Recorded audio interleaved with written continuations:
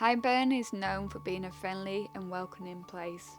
Marique and Michael both live in and around Accrington.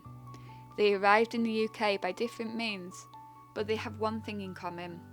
Each one fled their homeland, and each one is your neighbour in the local area. They have given me their time to help us understand what motivated them to leave their homeland and what dreams and aspirations they have. These are your neighbours.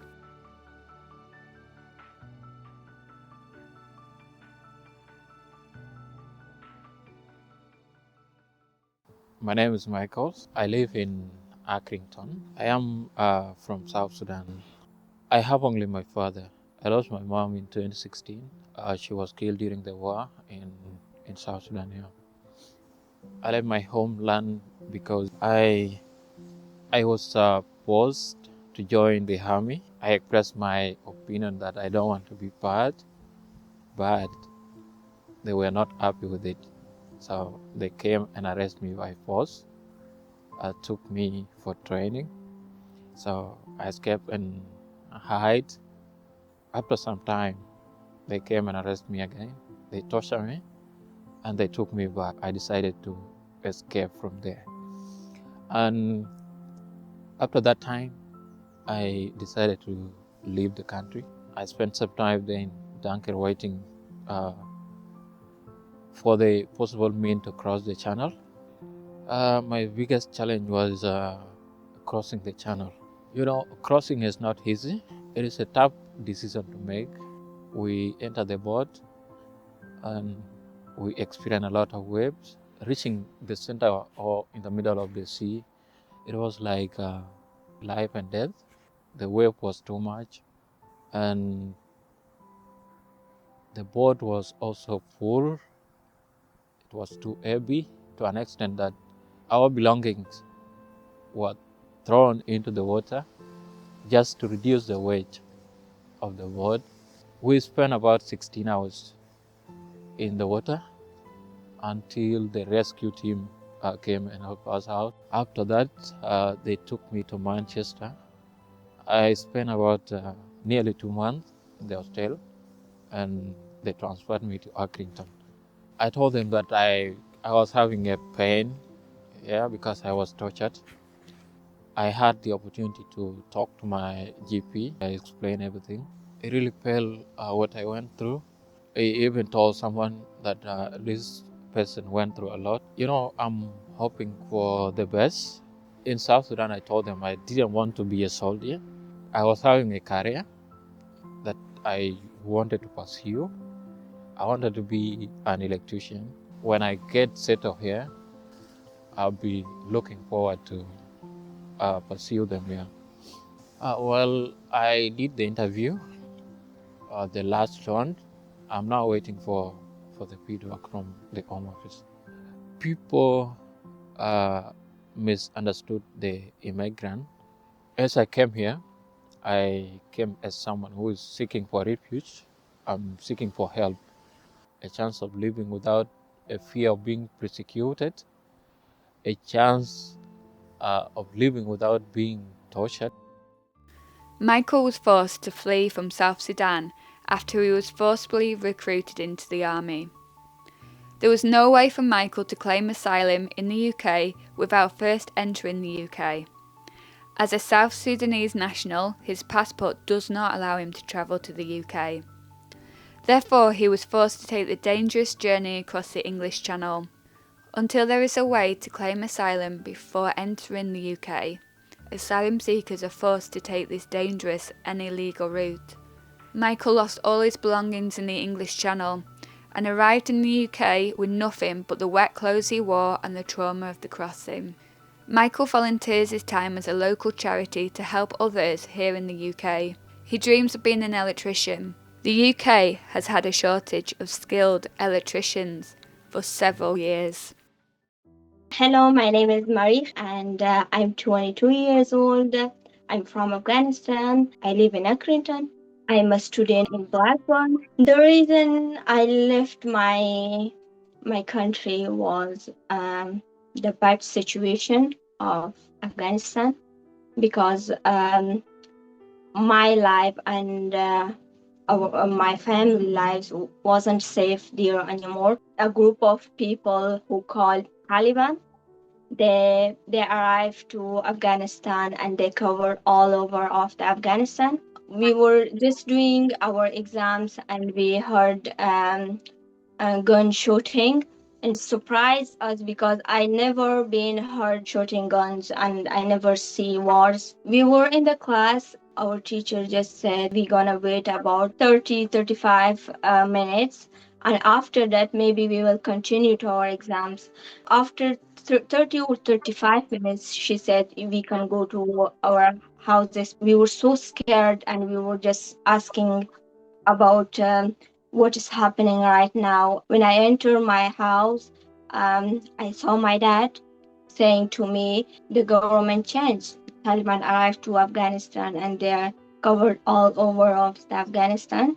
We were just about 1 week inside the houses. In this time, my dad has got an email from British Army, and they said if you want you can come to UK and you have got a visa for you and for your family. My dad said because I worked with British Army and he worked with government as well.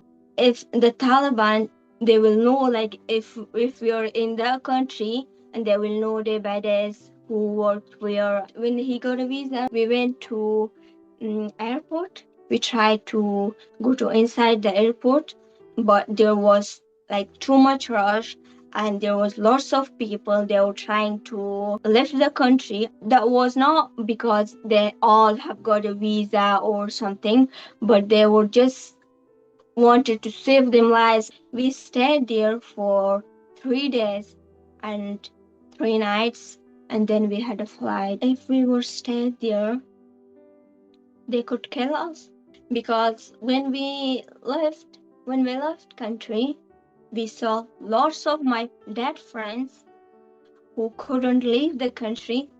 They were killed by Taliban, and the reason was you've been work with the British instead of us. So they killed them. Yeah, no one could say anything because the government was still the government is Taliban's government. So no one can say anything.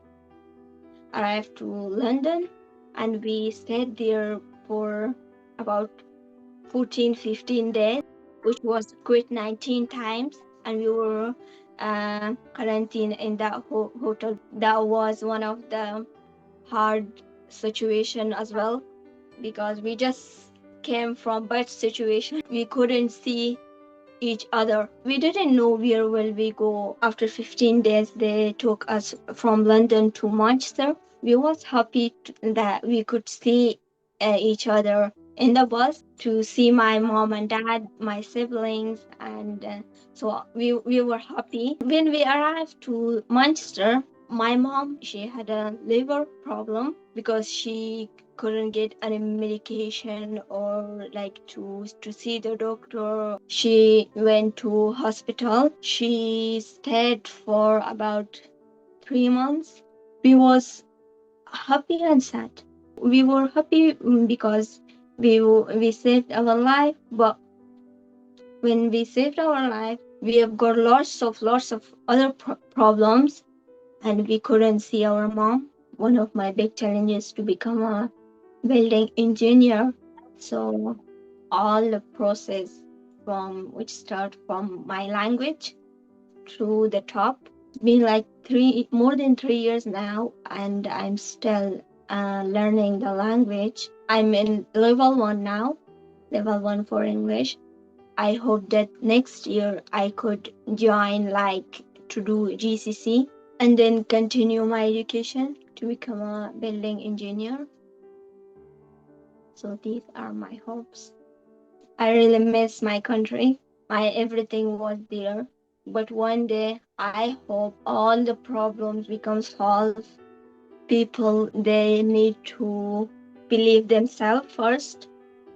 If they can't believe themselves, it's not possible to For example, to live in a different country with different language, different culture, like everything different. So first they need to believe themselves. They need to never give up because life is like an exam.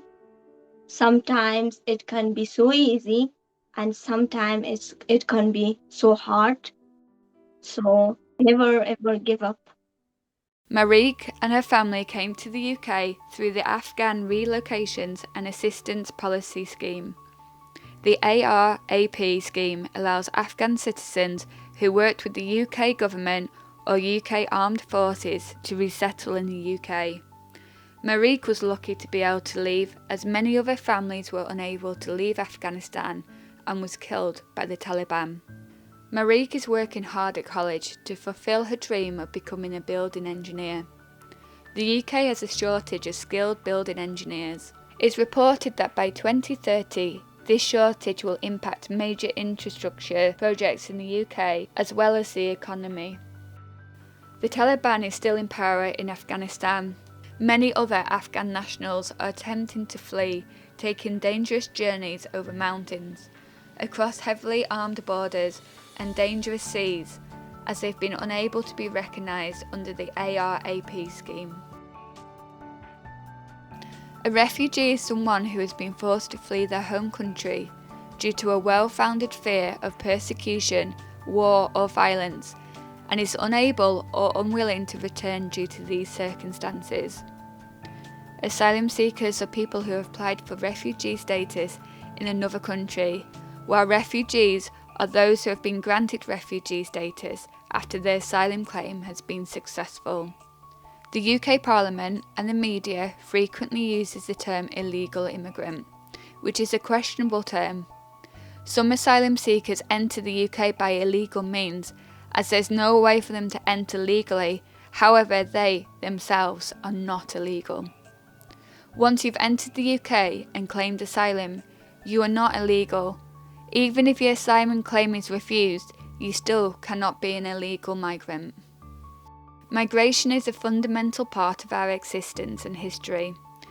Not just for humans, but many species, migration plays a vital role.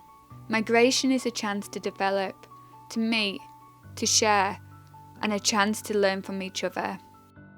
But what is one common struggle here in the UK that all of us face, regardless of where we come from? Being in this country with this weather is not easy. Living about 19 years in a country where it's like summer and winter, like about 6 months summer and 6 months winter, and coming to the country where it's like all the year is full of raining and there is no sunshine, so it's difficult. No one puts their children in a boat unless the water is safer than the land. It takes courage to be a refugee. I've worked on the EU borders with people on the move for the past 6 years. This piece of graffiti was written on their squat in the Balkans. The people I have met during my time on the borders of the EU are the strongest people I know. In the current global politics, their situation could one day quite easily be happening to us. If I were in their shoes, after seeing what they have been through, I do not know if I would have the strength. Generally, not everyone come here with bad intentions. Some people come with good intentions to be part of the community, help the community if there's a need. Like as I am volunteering now with Monde Relief, I am not being paid, but it is a kind of giving a hand to the community, helping the community in other way. Instead of living inside the house, staying inside doing nothing, I better give a hand. Not everyone is the same. People are different. So because that person is not okay, does not mean that we all are the same. We are from different backgrounds. You put yourself in someone's shoes, you have to know what the person went through, what the person needs, and all this. then the world will be a better place for all of us.